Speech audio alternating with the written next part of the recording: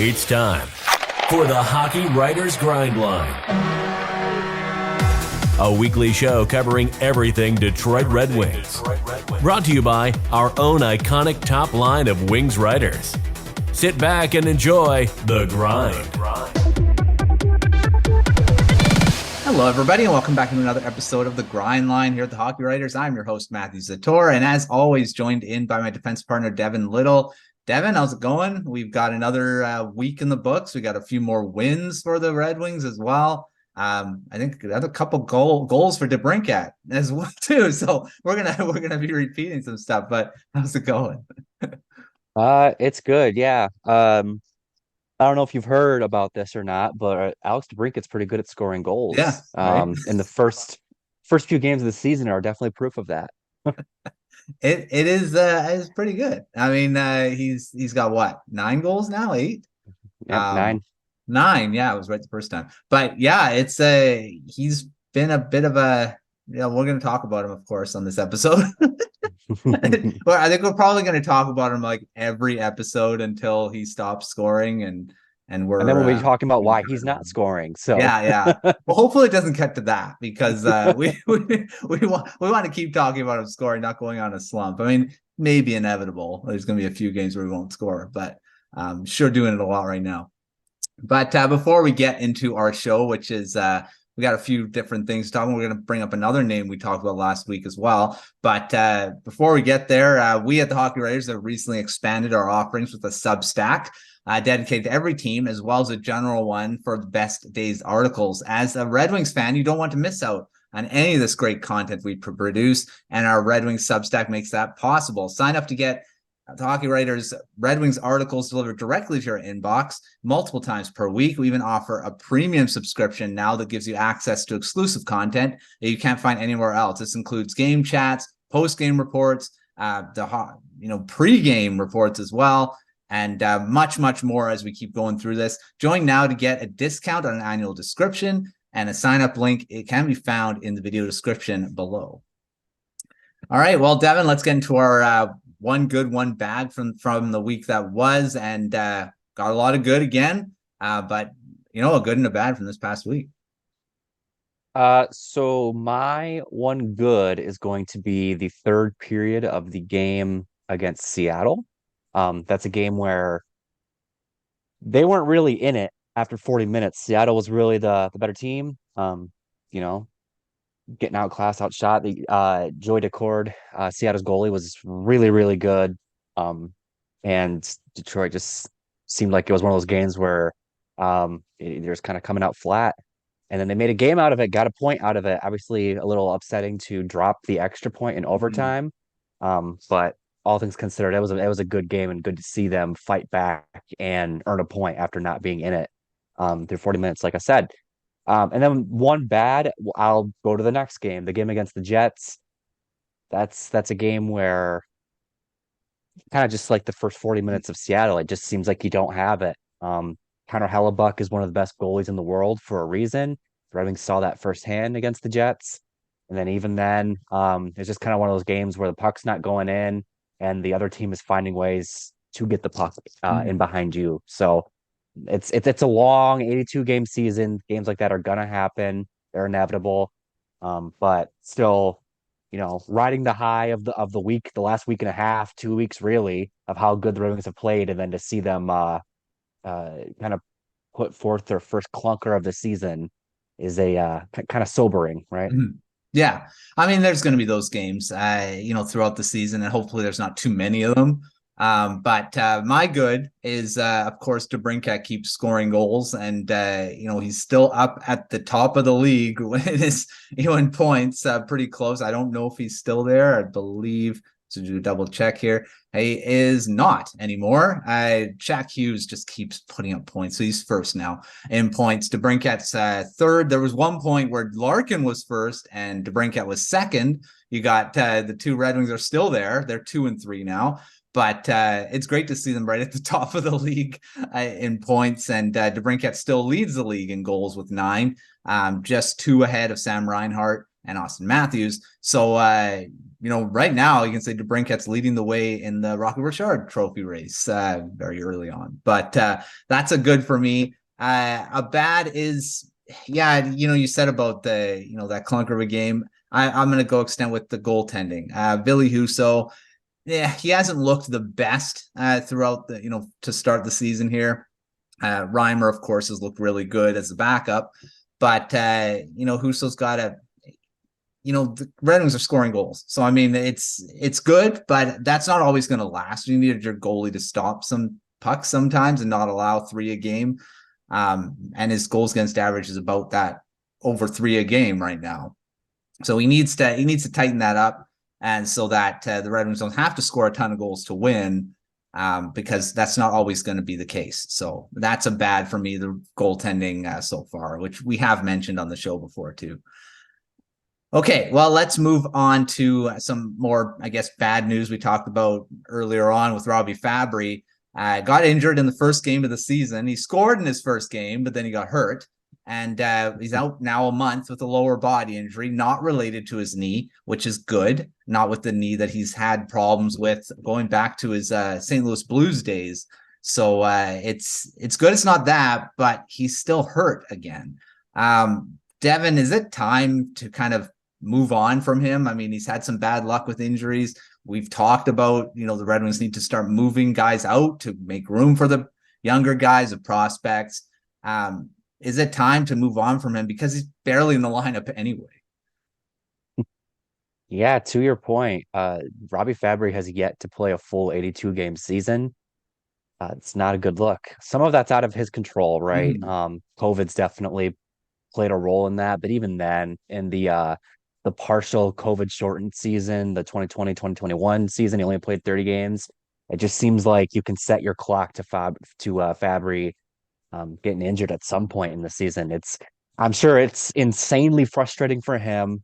It's also very frustrating for just fans and people who watch this team and who want to see what the team looks like when it's when they have everybody, when the roster is fully healthy. It seems like it never is because Fabbri is always on the sideline. It's a tricky question to answer because if this guy just wasn't contributing anything and he's always injured, it would be really easy, of course, move on from the guy. But he got extended a couple of years or so ago for a reason. Yeah. They Yzerman and I think both coaches he's had in Detroit at this point have talked about how he's a really hard worker, really sets the tone in the locker room in terms of his compete level and his willingness to work out in the gym and things like that. That's important to have around, especially as you're incorporating young guys who need to learn those habits, right? And then when he is healthy, he puts up pretty good numbers. Last season, 28 games, 16 points. That's really good. Previous season, 56 games, 30 points. When he's healthy, his production pace, he's on pace for 40, 50, even 60 point seasons. That's a pretty good offensive player. And it's just you never get to see it, right? So it's definitely something to think about. He's got another year on his deal, so I don't think they're necessarily in a rush to get him out the door. In fact, I really believe they're not in a rush to do anything with him except get him healthy. But as like you mentioned, as younger kids are knocking on the door, and eventually, not only are they going to need roster spots, but they're going to need big contracts. At some point, there won't be a roster spot for Fabbri, and there probably won't be cap space for Fabbri to stick around. That might be, at the end of his deal, which is after next season, or it might be sooner. But for right now, I think all you got to do is just hope that Fabbri gets healthy and then he stays healthy once he gets there again. Yeah, like you said, he's not just a kind of a replacement player. Like, oh, whatever. He doesn't really contribute when he's in the lineup anyway. So why do we need him? Whenever he's in, he plays well. And like I said, he scored his first goal in his first game, so he's off to a good start. Like you said, he's probably frustrated with it as well. I mean, he probably wants to play a full season and get on a bit of a streak of consistency where he's always playing and he's always in the lineup, because it's tough to rehab injuries all the time and having to get back and into form, and it's tough. And I know it's just a reality of for some players don't get injured ever. I mean, it's like they've always played 82 game seasons, and it's interesting why some players just can't get that same luck. Either luck or, I don't know. I mean, there's so different factors into why guys get injured. But he's just on the short end sometimes with injuries, and hopefully when he comes back, he can stay healthy for a long period of time, get on a roll, and help the Red Wings out, because he is a valuable piece of the lineup when he is in there. It's just he's not always there. So we'll have to just hope for the best for him, because you want him to be healthy and in the lineup for sure. Okay, let's do our first off the rush, and we'll keep it on Robby Fabbri. When he does get back, do you foresee a trade coming? The deadline, I mean, he will be back in a month, so we will be back way before the deadline. Do you see Yzerman looking at that as an option? Because I feel like there are going to be some players that are going to be on their way out, even if they are in a playoff spot. Do you think Fabbri's one of those guys? Yes and no. I think it kind of depends on what's out there. It also depends on where the Red Wings are, right? Like I said, he still has another year on his deal, so I don't think there's really like a big I can't think of the right word here, impetus for them to move him. They can definitely just ride it out and then head into next year and kind of next season, and then kind of determine from there. But if they're looking at, if they're looking real good around the trade deadline, and they're trying to get a player that is going to require multiple pieces to acquire, Fabbri could be not only a good acquisition for the other team, because, as we said, he does contribute when he's in the lineup, but also to help make the money work, right? That'll be a consideration. But in terms of this season, I don't think so. Maybe an off-season thing that could definitely be something to keep an eye on, but obviously that's a little whiles away. Yeah. Deadline and all that stuff's before that. And I agree. I think Fabbri's probably going to be here for the rest of this season. You hope he can contribute to a playoff spot, because I think he can be a big part. Like I said, he's a good part of the lineup. He's not just a guy you just, he's a third, fourth liner. He can play in the top six. And we'll see how that all plays out when he gets back. All right. Well, before we move on to our comment corner, let's talk about Joe Veleno again, because we were talking about quite a bit about him last episode, about he's struggling, he's not he could be traded, and what do you know, he I guess listened to us, and he's like, hey man, I don't want to be traded, I want to stay here. And he just explodes, and he's got what, 3 or 4 goals, maybe 4. I know he had 2 of them in the game after we were talking about him. I think he's got 3 in the last week. 4. 4. So 4 in the last week. Since we talked about him. Maybe we should talk about him more, and I then guess he can so. keep scoring. But what do you think about Veleno's play over this past week? I mean, he's sure exploded, with all the other guys that are kind of scoring goals right now. Yeah, Lord Venom, I think he definitely heard your question and is eager to answer. Holy cow. And all the people in the comments from last week too that are, he definitely earned the praise you're giving him, because he did have a really good week. Arguably his best week as a Red Wing, to be honest with you. It's funny, our old pal Tony Wolak actually tweeted something like yesterday that is very true of where the Red Wings are right now. The goals are coming from the top line, the top power play unit, or Joe Veleno right now. Yeah. And I think that speaks a lot to Joe Veleno, because there's a lot of talent on that top line. There's a lot of talent on the top power play unit. And then there's Joe Veleno, who's seemingly emerging as a third line center before our eyes this season. We've obviously, last week I talked about how he's kind of stuck in the fourth line playing with Klim Kostin and Christian Fischer, and you can't really put up numbers doing that. And then, of course, he's on the third line with David Perron and Daniel Sprong, and look what happens, right? Looks like he can play with offensive talent. So good. I mean, this is what we want to see out of him, right? And this is kind of true to his overall development curve through his career so far. He had exceptional status in the QMJHL. A lot of debate over whether or not that was deserved or not. But over the course of his time in the Q, he got better and better. He didn't thrive there immediately. It wasn't until, as the, later years that he really started to assert himself as a first round prospect. And then with the Griffins, it was the same story. Didn't really stand out in the AHL. And then over time, he found his way and started to become a difference maker and earned his way to the NHL. And now here he is. What is that? Technically season 3 for him. And it looks like he's starting to figure things out. I'm not ready to say that Veleno's figured it out and now he's going to be a top 6 center and, he's living up to his potential and all that good stuff. But we're seeing a lot of promising signs. That's undeniable.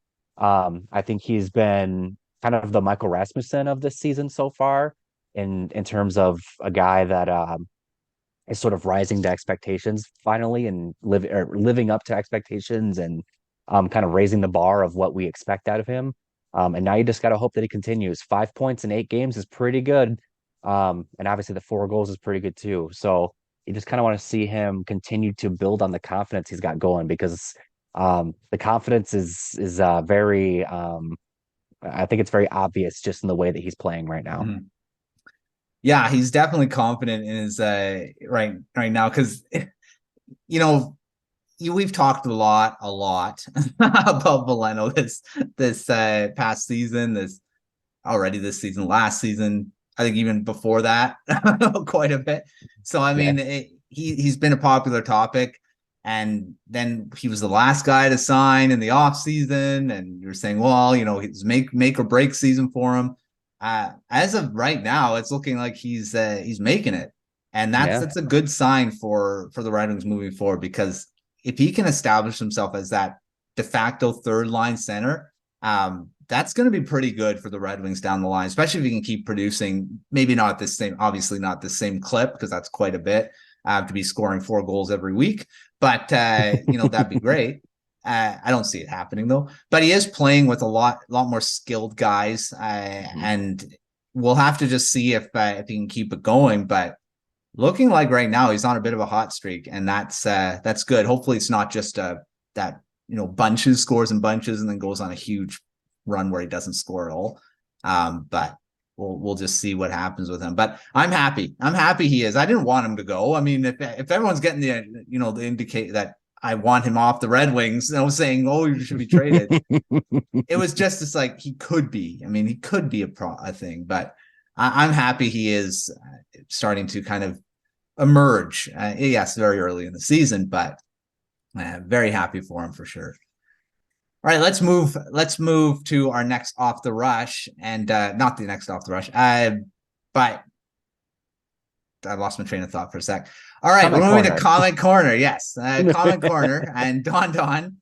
We're going to talk about Alex DeBrincat again, and we've predicted goals for him, I think 3 or 4 times on this show already, but he wants us to repredict how many goals Alex DeBrincat will score and how many points Larkin will get now that they've started out so strong and they are leading, or kind of DeBrincat's leading the NHL in goals, Larkin second in points, DeBrincat's third in points.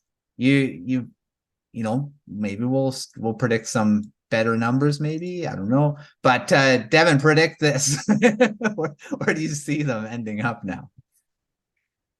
I don't like overreacting to a strong start, a bad start, a start, because it's a start, right? We're literally 10% through the season. We have a lot of hockey to play.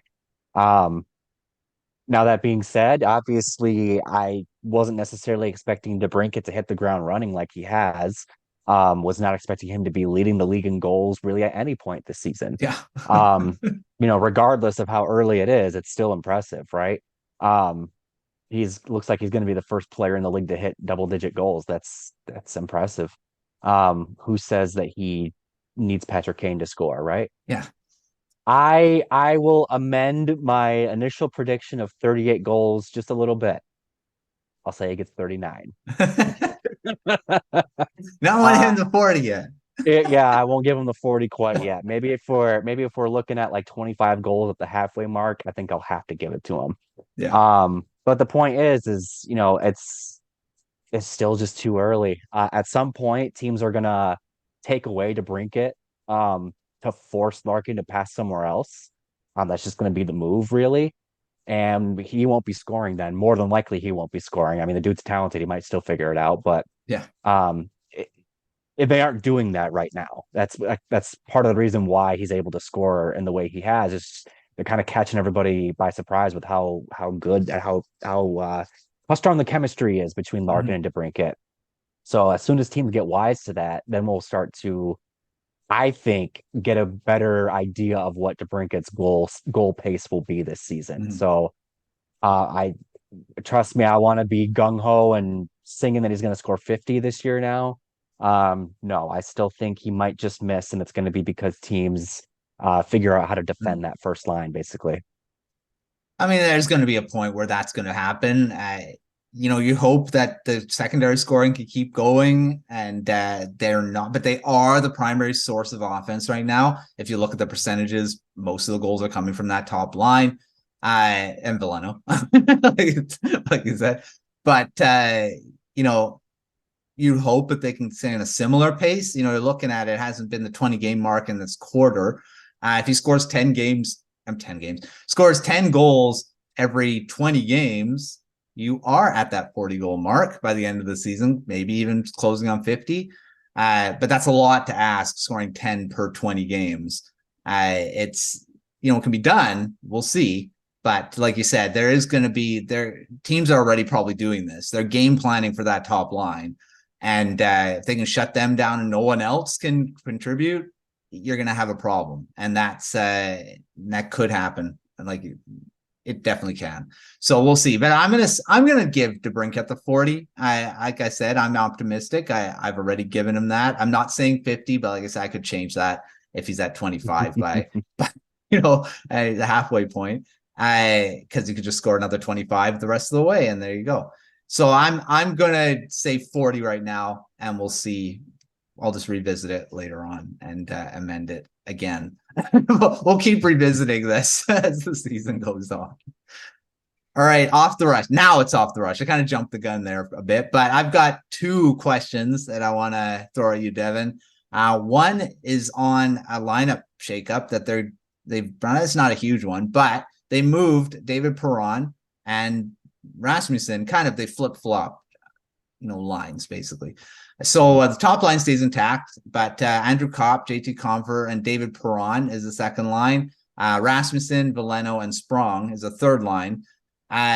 Fourth line, I believe, just stays the same too. They've been really effective as well. With Zarnik has been a bit of a revelation since he's come up and been very good in that fourth line center role, which has kind of jumped Veleno up the lineup. So my question is, what do you see from this change? I mean, very little change, but will it do anything to the rest of the secondary offense in the next couple games here?